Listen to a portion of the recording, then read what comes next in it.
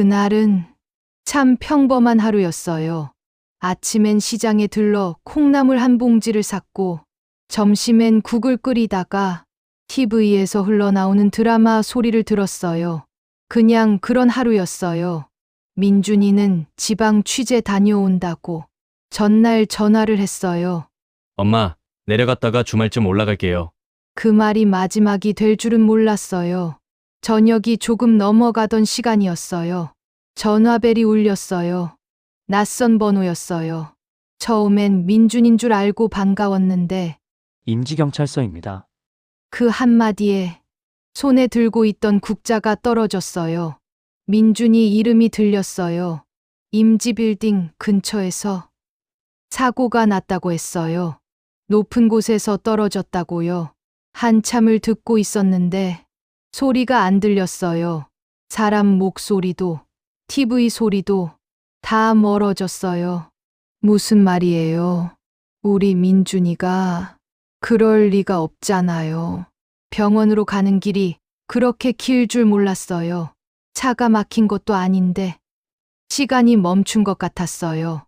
민준이는 이미 싸늘하게 누워 있었어요. 멀쩡한 얼굴이었는데 숨이 없었어요. 그제야 알았어요. 내 세상이 그 자리에서 멈췄다는 걸요. 이렇게 보낼 순 없는데 장례식은 정말 조용했어요. 민준이 회사에서 몇 사람, 기자라던 이들 몇 명이 고개를 숙인 채 다녀갔어요. 다들 그 애의 이름을 말하지 않았어요. 묻지도 않았고 위로도 없었어요. 그냥 슬픈 얼굴로 고개만 숙였어요. 그 애가 뭘 하던 중이었는지, 왜 이렇게 된 건지 아무도 안 묻는 거야? 그때 느꼈어요. 무언가 이상하다는 걸요. 누군가는 뭔가를 알고 있다는 걸요. 하지만 다들 입을 닫았다는 걸요. 장례식이 끝나고 집에 돌아와 민준이 방 앞에 서 있었어요. 손잡이에 손을 얹었는데 문이 쉽게 열리지 않더라고요. 그 방 안에 들어가는 순간 모든 게 시작될 것 같았어요. 그날 밤 나는 결국 민준이 방문을 열었습니다. 손잡이를 잡았는데 손끝이 떨렸어요. 문을 여는 게 이토록 어려운 일이구나. 그때 처음 알았어요. 천천히 문을 밀었고 낮은 바람 소리 같은 정적이 밀려왔어요. 불은 꺼져 있었고 창문은 꼭 닫혀 있었어요. 커튼 틈으로 새어 들어온 희미한 불빛이 방 안을 아련하게 비추고 있었어요. 책상 위엔 반쯤 마신 텀블러, 침대 위엔 개담한 셔츠 한 장, 의자엔 가방이 걸려 있었어요. 마치 아직 출근도 안 한 아이 방처럼 모든 게 그 자리에 있었어요. 그런데 그 애만 없었어요. 민준이만 없었어요. 민준아, 엄마 왔어. 아무 일도 없었다면 이 방 안에서 이렇게 눈물 흘릴 일도 없었겠죠. 나는 책상 앞에 앉았어요. 이 아이가 매일 마주 보던 자리, 햇빛이 들어오면 노트북에 그림자가 생기던 그 자리였어요. 책상 위엔 펜 두세 자루, 자잘한 동전들, 그리고 낡은 공책 하나가 놓여 있었어요. 뭐라 적혀 있는지는 잘 알아볼 수 없었어요. 날짜 옆엔 동그라미, 중간중간 줄이 그어져 있었고 일담한 문장들이 엉켜 있었어요. 찢긴 페이지도 있었고요. 회사 이름, 주소, 사람 이름 같은 것들이 마구 섞여 있었지만 도대체 무슨 의미인지 알 수 없었어요. 민준아, 무슨 걸음을 어디까지 갔던 거니? 나는 메모를 덮고 책상 서랍을 하나씩 열어봤어요. 노트북은 없었어요. 녹음기도 외장하드도 보이지 않았어요. 누군가 먼저 다녀간 것처럼 비어 있었어요. 그 순간 알 수 없는 마음이 가슴 한가운데 내려앉았어요. 공책에 뭐가 적혀 있었는지도 그게 뭘 의미하는지도 모르겠는데 괜히 꼭 챙겨야겠다 생각했어요. 민준이는 어릴 때 옥상 구석을 참 좋아했어요. 집 옥상 구석엔 민준이 어릴 때 숨겨둔 과자 봉지, 낡은 만화책, 장난감 병정들이 몇 번씩 나왔었죠. 아무도 오지 않고 신경 쓰지 않는 공간이니까요. 엄마, 여긴 아무도 안 와. 관심도 없잖아. 숨기려면 이런 데가 제일 좋아. 그 애가 했던 말이에요.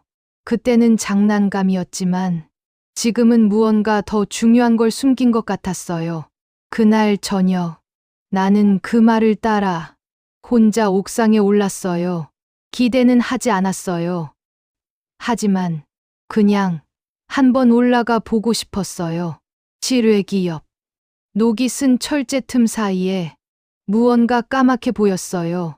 조심히 꺼내보니 검은 고무줄로 묶인 작은 수첩 하나, 그리고 명함 한 장이 끼워져 있었어요. 이건 기자 명함이네.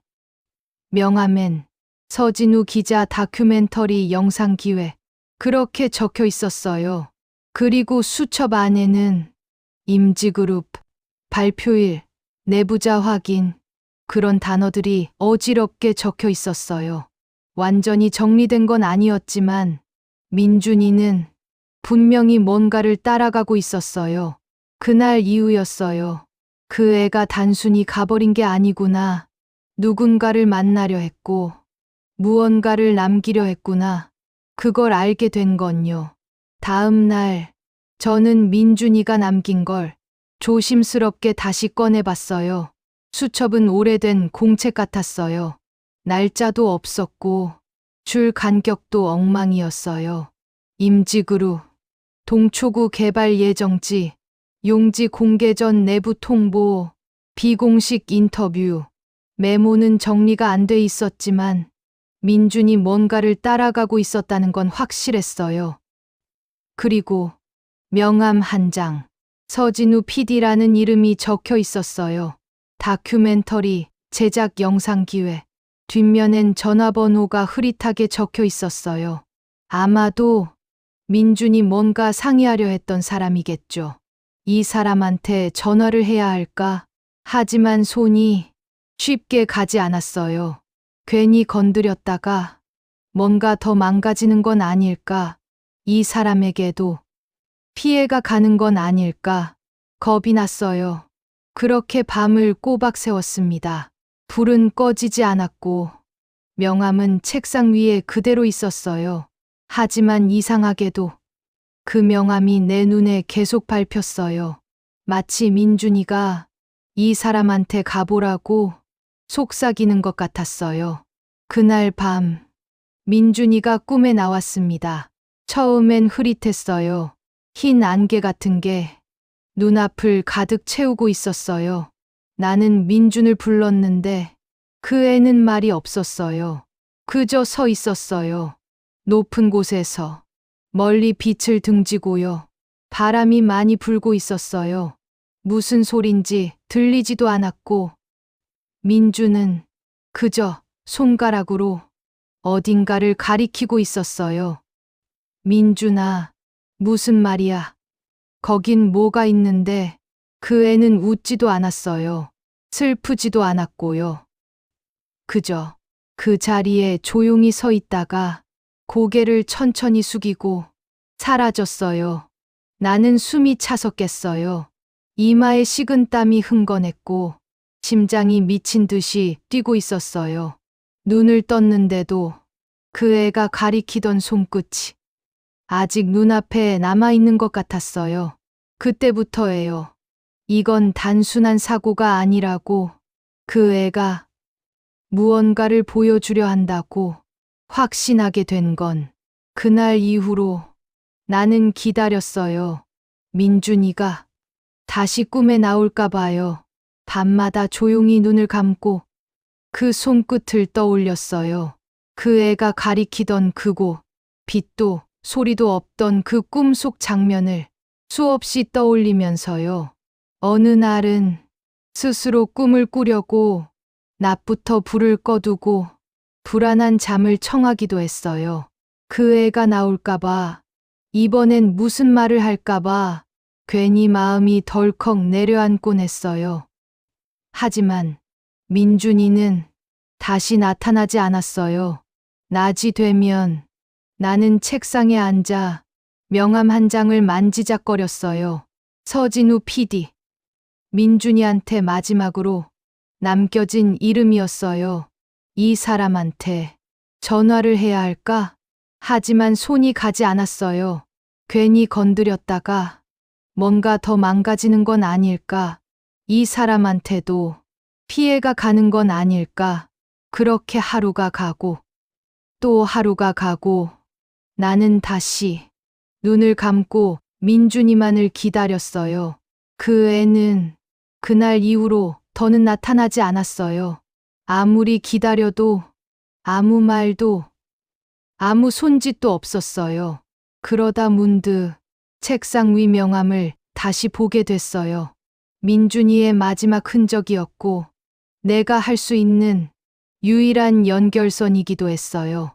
그 애가 무슨 말을 하려 했는지, 어디를 가리키려 했는지, 그걸 아는 사람이 있다면 그 사람을 한 번쯤은 찾아봐야 하지 않을까. 그런 생각이 조금씩 마음을 파고들기 시작했어요. 그래서 결국 나는 그 번호로 전화를 걸었습니다. 전화는 한 번에 연결되지 않았어요. 신호만 몇 번 울리다가 끊겼습니다. 그날은 그냥 넘겼어요. 다음 날 다시 한번 전화를 걸었어요. 이번엔 연결이 됐습니다. 낯선 목소리, 차분한 남자의 목소리가 들려왔어요. 아, 안녕하세요. 혹시 서진우 PD님 맞으세요? 민준이 어머니입니다. 제 아들이 남기고 간 명함이 있어서요. 혹시 잠깐의 침묵이 흐른 뒤 그 사람은 말을 아꼈어요. 그 일은 이제 더 이상 손대지 않는 게 좋을 겁니다. 그리고는 죄송합니다. 어머니, 정말 죄송합니다. 짧은 말 한마디를 남기고 전화를 끊었습니다. 나는 그 자리에서 가만히 앉아 있었습니다. 눈앞이 하얘졌어요. 민준이가 남긴 마지막 끈도 그렇게 풀려버렸습니다. 그날 밤에도 아무 꿈도 꾸지 않았습니다. 현실이 막히자 마음이 흔들리기 시작했어요. 나는 민준이의 흔적을 붙잡고 집 안을 서성였어요. 무얼 더 해야 할지, 누구한테 가야 할지 아무것도 모르겠더라고요. 그러던 어느 날 집에 찾아온 동생이 슬쩍 꺼내듯 말했습니다. 임지시장 골목에 있는 무당이 있는데 죽은 사람 말도 듣는다더라. 딱 보면 안다는 소문이 있어. 평소 같으면 그런 말은 무시했을지도 몰라요. 근데 그땐 도저히 무시할 수가 없었습니다. 내가 갈 곳이 어디 남아있나. 누가 나서줄 사람도 없고 그 생각이 드니까 나도 모르게 몸이 움직였어요. 그렇게 작은 점집 앞에 서게 됐습니다. 그 집은 단층짜리 평범한 주택이었어요. 간판도 없고 현판 하나 걸린 것도 없었어요. 그런데 이상하게도 기운이 느껴졌어요. 안으로 들어서자 작은 공간이 하나 나왔는데 방 안은 정갈했어요. 먼지 하나 없고 촛불도 흔들림 없이 타고 있었고 천장은 낮았지만 답답하지 않았어요. 벽에는 불필요한 장식도 없이 신을 모시는 탁자 하나만 놓여 있었어요. 그 앞에 무당이 앉아 있었습니다. 무릎을 가지런히 모으고 고개를 숙인 채로 내가 들어온 줄도 모른다는 듯 움직이지 않았어요. 그런데 내가 입도 떼기 전에 그 여자가 눈물을 흘리기 시작했어요. 아무 말도 없었는데 그 눈물에서 무언가 느껴졌어요. 나는 아무 말도 하지 않았습니다. 하지만 그 사람은 먼저 움직이기 시작했어요. 무당은 말 없이 종이 한 장을 꺼냈어요. 그리고는 검은 펜을 들어 무언가를 조용히 그리기 시작했어요. 나는 말 없이 그 손끝을 지켜봤습니다. 선이 몇 번 그어지고 동그라미가 생기고 사람 모양 같은 실루엣이 그려졌어요. 마치 계속해서 위로 올라가는 모습처럼 보였어요. 그러더니 그 여자가 아주 낮은 목소리로 혼잣말을 하듯 속삭였어요. 이 아이 말을 못해요. 목이 막혀 있어요. 계속 위로 가요. 손짓만 해요. 보여주려 해요. 바람이 불고 새로 된 벽인가 그 앞에서 계속 손을 뻗어요. 나는 숨이 막혔습니다. 말하지 않아도 알겠더라고요. 그 애가 그날 내 꿈에서 가리켰던 곳, 그 손짓이 여기까지 이어진 거였어요.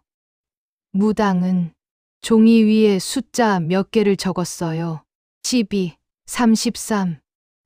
그리고 동그라미 안에 점 하나, 벽에 손을 대고 있는 사람의 그림자. 그 여자는 마지막까지 나를 쳐다보지 않았습니다. 근데 이상하게도 그 방 안 공기만큼은 민준이의 냄새가 나는 것 같았어요. 그 순간 나는 알았어요. 민준이가 나한테 무언가를 맡기고 갔다는 걸요. 집으로 돌아온 저는 민준이의 방으로 들어갔습니다. 며칠 전엔 도저히 발도 들일 수 없었던 곳이었어요. 그런데 이젠 그 애가 여기 있었다는 걸 확인하고 싶어졌어요. 책상 위엔 민준의 취재 수첩이 놓여 있었어요. 구석엔 구겨진 종이 몇 장, 가늘게 접힌 포스트잇, 그리고 빼곡한 필기들 사이에 조그맣게 적힌 단어 하나가 눈에 들어왔어요. 임직으로. 그리고 그 아래 33층이라는 숫자. 무속인이 써준 그 숫자와 똑같았습니다. 나는 수첩을 덮고 책상 서랍을 열었습니다. 그 안엔 민준의 어릴 적 사진들이 들어 있었어요. 그 중 한 장, 민준이 옥상에서 에어컨 실외기 옆에 쪼그려 앉아 무언가를 숨기는 모습이 찍힌 사진이 있었어요. 어릴 적, 그 애는 늘 그랬습니다. 장난감이든 비밀 노트든 항상 옥상 구석 어딘가에 숨겼어요. 엄마, 아무도 여기까지 안 올라오잖아. 구석은 아무도 안 봐. 여기 숨기면 진짜 안전해.